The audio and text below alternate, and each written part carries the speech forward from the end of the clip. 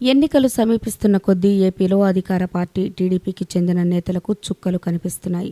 సిట్టింగులైనా కూడా ఈ దఫా ఒకంత ఎదురీత తప్పదన్న వాదన వినిపిస్తుంటే కొత్తోళ్లు కూడా తమకు ఈసారైనా అవకాశం దక్కుతుందా లేదా అన్న డైలమాలో కుట్టుమిట్టాడుతున్నారు. ప్రత్యేకించి సిట్టింగ్లో చాలామందిపై ప్రజల్లో తీవ్ర అసంతృప్తి వారిని అయోమయానికి గురి చేస్తోంది. ప్రజల్లో అసంతృప్తి ఓకే గాని సొంత పార్టీ కార్యకర్తల్లోనే ఈ తరహా అసంతృప్తి చాలామందికి నిద్రలేని రాత్రుల్నే మిగులుస్తోందని చెప్పక తప్పదు. ఇలాంటి వారిలో రాజమహేంద్రవరం ఎంపీ టీడీపీ సీనియర్ నేత మురళీమోహన్కు నిజంగానే కంటి మీద కునుకు లేకుండా చేస్తుందట. ఈ దఫా మురళీమోహన్కు టికెట్ ఇస్తే తాము సహకరించేది లేదని తెలుగు తమ్ముళ్లు ఏకంగా అధిష్టానానికి ఫిర్యాదులు చేస్తున్న పరిస్థితి ఆయనకు నిజంగానే షాకింగ్గా మారిందని చెప్పక తప్పదు.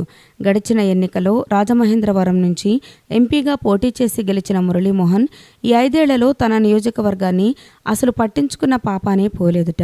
ఈ 5 ఏళ్లలో సదరు నియోజకవర్గంలో జరిగిన అభివృద్ధే ఇందుకు నిదర్శనమని, అసలు మీ హయాంలో ఎక్కడ ఏం పనులు చేశారో చెప్పాలి అని స్వయంగా తెలుగు తమ్ముళ్లే నిలదీస్తుంటే మురళీమోహన్ కక్కలేక మింగలేక నానా అవస్థలు పడుతున్నారట. జనం, పార్టీ క్యాడర్ ఏ మాట అంటున్నా అధిష్టానం, పార్టీ అధినేత ఏపీ సీఎం నారా చంద్రబాబు నాయుడికి అత్యంత సన్నిహితుడిగా పేరుపడ్డ మురళీమోహన్ చివరి నిమిషంలో అయినా టికెట్ దక్కించుకుంటాను అన్న ధీమాతో ఉన్నారట. అయితే ఆయన పనితీరుపై అధిష్టానం రూపొందించిన నివేదిక ఆయనకు చుక్కలు చూపే అవకాశాలు లేకపోలేదు అన్న వాదన కూడా వినిపిస్తోంది. మొత్తంగా ఇప్పుడు మురళీమోహన్ పరిస్థితి చాలా అయోమయంగా ఉన్నట్లుగా సొంత పార్టీలోనే గుసగుసలు వినిపిస్తున్నాయట.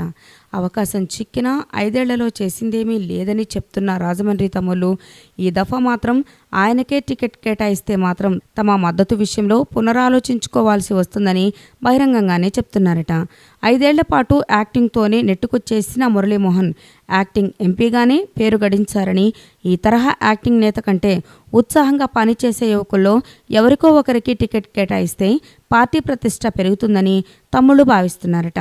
ఇదే విషయాన్ని ఇప్పటికే అధిష్టానానికి చేరవేశామని, చంద్రబాబు తీసుకునే నిర్ణయం పైన తాము ఎలా పనిచేయాలి అన్న విషయం ఆధారపడి ఉంటుందని వారు చెప్తున్నారు.